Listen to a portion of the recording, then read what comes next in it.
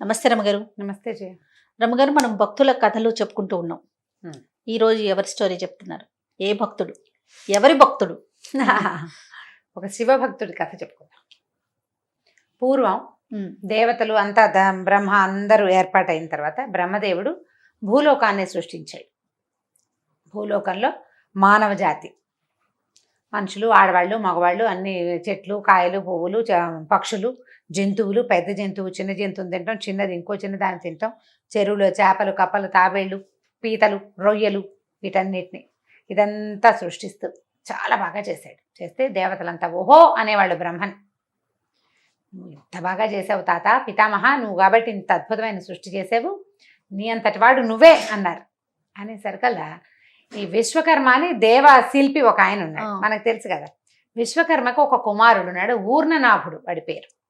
ఈ ఊర్ణనాభుడు పెద్ద గొప్ప, ఎందుకంటే బాగా చేస్తాను నేను కూడా చేయగలను అన్నాడు. అనేసరికల్లా బ్రహ్మదేవుడు అన్నాడు, ఏమిట్రా పొగరా నీకు, ఇలా అంటావా అనేసరికల్లా ఊర్ణనాభుడు అన్నాడు, అవును తాత, ఇప్పుడు నువ్వు ప్రపంచాన్ని సృష్టించావు, మా నాన్న చేస్తాడు, నేను కూడా చేయగలను ఇవన్నీ, నాకు కూడా వచ్చు.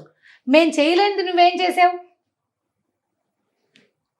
మేము చేయగలిగింది నువ్వు చేసావు, అంతే, నీలాంటి వాళ్ళమే మేము కూడాను, నీ గొప్ప ఏమిటి అన్నాడు. అనేసరికల్లా నిజానికి ఏమిటి బ్రహ్మ సృష్టికి వీళ్ళ సృష్టికి తేడా?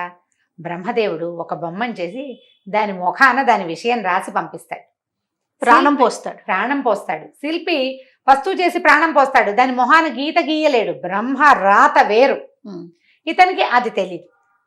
ఒక పొగరబోతుంది, ఆ బొమ్మ నేను చేయగలను, అది నాకు వచ్చు, ఆ భావంతో అన్నాడు. అనేసరికల్లా బ్రహ్మదేవుడి కోపం వచ్చింది.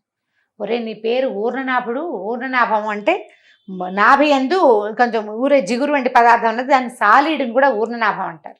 సాలిపురుగు పేరు కూడా ఊర్ణనాభమే, నువ్వు సాలిపురుగు అయిపో, ఏం కడతావో ఇళ్ళు బాకిళ్ళు కట్టు అని చెప్పి ఆయన ఏం చేశాడు, ఈ ఊర్ణనాభుడిని సాలిపురుగుని చేసి పడేసేసాడు. పడేసరికల్లా బాగా దుఃఖపడ్డాడు. నేను అజ్ఞానంతో అన్నాను అనుకో, ఇంత పని చేస్తావా నన్ను, నాకు ఏదైనా ఒక అవకాశం చూపించమంటే ఈయన ఏమన్నాడు, సరే శివ పూజ చెయ్యి, శివుణ్ణి ధ్యానించు, ప్రార్థించు, పూజించు, ఆయన నీకు ఇస్తాడు కైవల్యం, ఈ శాప విముక్తి శివుడు ఇస్తాడని చెప్పాడు బ్రహ్మదేవుడు. అయితే ఈ ఊర్ణనాభుడు ఎక్కడ పడ్డాడు? భూలోకంలో ఒక అడవిలో పడ్డాడు. ఆ చెట్టు మీద తిరుగుతూ ఉండేవాడు. అయితే అదొక మారేడు చెట్టు. ఆ దారిన రోజు ఒక శివభక్తుడు తిరుగుతూ ఉండేవాడు. ఎట్లా శివుణ్ణి చేరాలి, ఈ సాలీడు పూజ ఎట్లా చేస్తుంది? శివుడి దగ్గరికి వెళ్ళాలి, శివలింగం కావాలి దానికి. అయితే ఈ శివభక్తుడు ఏం చేసేవాడు, ఈ అడవిలో ఉన్న పత్రి పువ్వులు గివులు అన్నీ కోసుకుని, ఈ మారేడు దళాలు కూడా కోసుకుని తీసుకెళ్లి శివలింగం మీద పోసి దండం పెట్టుకునేవాడు. రోజు వచ్చేవాడు. ఈ ఊర్ణనాభుడు ఏం చేశాడంటే, ఒకనాడు ఆ మారేడాకులతో పాటు తను కూడా వెళ్ళిపోయాడు ఆయన పూల బుట్టలోకి. ఈయన ఏం చేశాడు, ఆ పువ్వుల బుట్ట పుచ్చుకుని వెళ్ళి అది శివుడి మీద అర్చన చేశాడు. ఈ అర్చన సమయానికి ఊర్ణనాభుడు తప్పించుకున్నాడు, ఆకుల్లోంచి తప్పించుకుని ఓ మూలకొచ్చున్నాడు. ఆయన పూజ పూర్తి చేసి వెళ్ళిపోయాడు. అప్పుడు ఈ ఊర్ణనాభుడు వెళ్ళి ఆ శివుడికి సాష్టాంగపడ్డాడు. ఆ పరమాద్భుత సౌందర్యంతో అలరారే ఆ శివలింగాన్ని చూసి మైమర్చిపోయాడు. భగవద్ దర్శనం దొరికిందని సంతోషించి, ఇప్పుడు ఏం పూజ చేయగలదు? ఊర్ణనాభం పూజ చేయాలి. ఏం చేయగలదు? సాలీడేం చేస్తుంది? ఏమీ చేయలేదు. కానీ సాలీడికి ఒక బ్రహ్మాండమైన విద్యుత్తు, గూడు అల్లటం వచ్చుదాన్ని. అవును, దానికి పొట్టలోంచి వచ్చి స్రవించేటువంటి ఆ లాలాజలం లాంటి జిగురు పదార్థంతో సన్నటి బంగారు తీగల లాంటి ఇవి వస్తాయి దారాలు.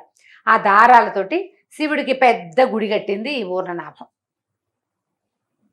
ఆ గుడి కడితే ఇప్పుడు సాలెపురుగు తీగలు ఎంత సన్నవి, గాలి వస్తే దిగిపోతాయి. శివలింగం మధ్యలో ఉంది, దీని మీద నుంచి హర్మ్యాలు చక్కగా ఓ పెద్ద కోటలాగా కట్టింది. గుడి, గోపురం, గాలి గోపురం, రాజద్వారం, సింహద్వారం అన్నీ కట్టింది. ఇక అదే పని, అదే తను చేయగలిగే సేవ శివుడికి చేస్తూ ఉండటం. ఇంతలో గాలి వచ్చేసరికి తెగిపోతుంది, ఇది పోయి అక్కడ అతుకు పెడుతుంది. మరి అతుకు పెట్టాలి కదా, హర్మ్యాన్ని ఉంచాలి, శివుడి గుడిని ఉంచాలి. ఈ లోపల రెండో పక్కన తెగిపోతుంది, అక్కడికి పరిగెడుతుంది. ఇక ఇదే పని. ఆ శివుడు చూస్తున్నాడు, ఏమిటో దీని తాపత్రయం పాపం. చూసి చూసి చూసి కొన్నాళ్ళు అయ్యాక ఏం చేశాడు శివుడు, ఒక రోజు ఈ భక్తుడు పొద్దునే వచ్చి దీపం పెడతాడు. ఆ గూడులాగా ఉంది, అది అందంగా ఉంది, అతనికి కూడా తెలుస్తోంది. అది వచ్చి దీపం పెట్టి వెళ్ళాడు. అయితే ఈ శివుడు ఏం చేశాడంటే ఆ దీపపు ఒత్తిని ఎగసం దూశాడు పరమేశ్వరుడు. ఏం చేస్తాడో చూద్దాం. ఆ, ఈ ఒత్తి పైకి ఎగిసేసరికి అలా మామూలుగా మనం ఏం చేస్తాం దీపారాధన చేసేటప్పుడు ఒత్తి కొంచెం కిందకి పెడితే ఎక్కువసేపు నిలిచి కాలుతుంది. పైకి ఎగసంది వచ్చామనుకో భగ్గుమని జ్వాల ఎంత ఎత్తున వస్తూ ఉంటుంది. ఆ, మంట ఎక్కువ. ఆ మంట ఎక్కువ వస్తుంది. ఈ వచ్చే జ్వాల ఈ సాలెపురుగు తాలూకు ఈ దారాలకు అంటుకుంది. క్షణంలో కాలిపోయింది. పూర్ణనాభానికి కోపం వచ్చేసింది. మళ్ళీ కట్టడానికి ట్రై చేసింది. ఇంకో పక్క నుంచి కట్టుకొస్తుంది. శివుడు ఈ ఒత్తిని ఇటు పక్కకి జరిపాడు. ఈ పక్కది కాలిపోతుంది. ఏం చేయాలో తెలియలే.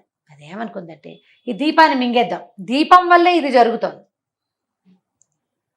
దీపం వల్లే ఈ పని అవుతోంది. మరి దీపం అంటూ లేకపోతే ఏమవుతుంది? రోజు కిందకు ఉండేది, ఏదో దాని దారిని అది వెలిగేది, దీని దారిని ఇది కట్టుకునేది, ఇళ్ళు వాకిళ్ళును పోయేవి, రోజు మళ్ళీ కట్టేది. పాపం ఆ భక్తుడు వచ్చి చేత్తో తొలగ తీసుకునేవాడు కొన్నిటిని, ఆయన తెంపేసిన వాటన్నిటిని మళ్ళీ కట్టుకునేది. భక్తుడిని అదేం చేయలేదు.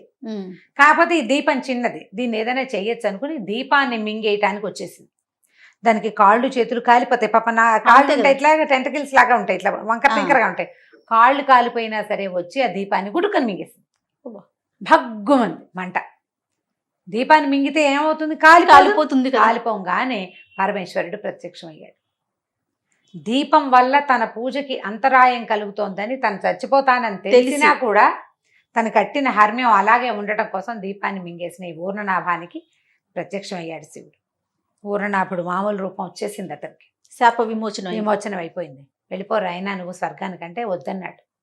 నాకొద్దు, నేను మళ్ళీ వెళ్ళి స్వర్గంలో ఏముంది, ఊరికే అలా జరామరణాలు లేని ఒక జీవితం, నాకు అసలు వద్దే వద్దు, నేను నీతోటే ఉంటా, ముక్తిని ప్రసాదించు, కైవల్యం కావాలి నాకు, నిరంతరము శివ సాన్నిధ్యంలో ఉండే అవకాశాన్ని ఇవ్వమని చెప్పి స్వర్గాన్ని కోరుకోకుండా, స్వస్థానానికి చేరకుండా ముక్తి కైవల్యాన్ని కోరుకున్నాడు. అట్లా మాయమైనటువంటి ఊర్ణనాభుడు వెంటనే అతనికి ముక్తి వచ్చింది. కైలాసంలోనే నిరంతరము శివ ప్రమథ గణాలతో పాటు అక్కడే నివసించే అవకాశాన్ని భగవంతుడు ఇచ్చాడు అతనికి. ఎంత బాగుందండి. మనం కాళహస్తి కథ వింటాం, ఇలాంటిదే. కాకపోతే ఇది ఊర్ణనాభుడిది ప్రత్యేకమైన కథ అనమాట. ఇతను విశ్వకర్మ యొక్క కుమారుడని చెప్తారు. ఇది మనకి శివపురాణంలో కనిపిస్తుంది అనమాట ఈ కథ. ఇలాంటి చిన్న చిన్న కథలు చాలా ఉంటాయి, పిల్లలకి చెప్పచ్చు కదా. అప్పుడు సాలీడు ఏం చేస్తుంది, ఎలా గూడు కడుతుంది, దాని మీద అబ్జర్వేషన్ కూడా వస్తుంది. ఇలా చెప్తే పిల్లలకి కొంచెం బాగా సరదాగా ఉంటుంది, కొంచెం మంచి కొత్త కథ తెలుసుకున్నట్టు ఉంటుంది. చాలా బాగుంది. నమస్తే. నమస్తే జీ. ఇక ఈ వీడియో కనుక మీకు నచ్చినట్లయితే లైక్ చేయండి, షేర్ చేయండి. మరిన్ని ఇంట్రెస్టింగ్ వీడియోస్ కోసం మా ఛానల్ని సబ్స్క్రైబ్ చేసుకోండి.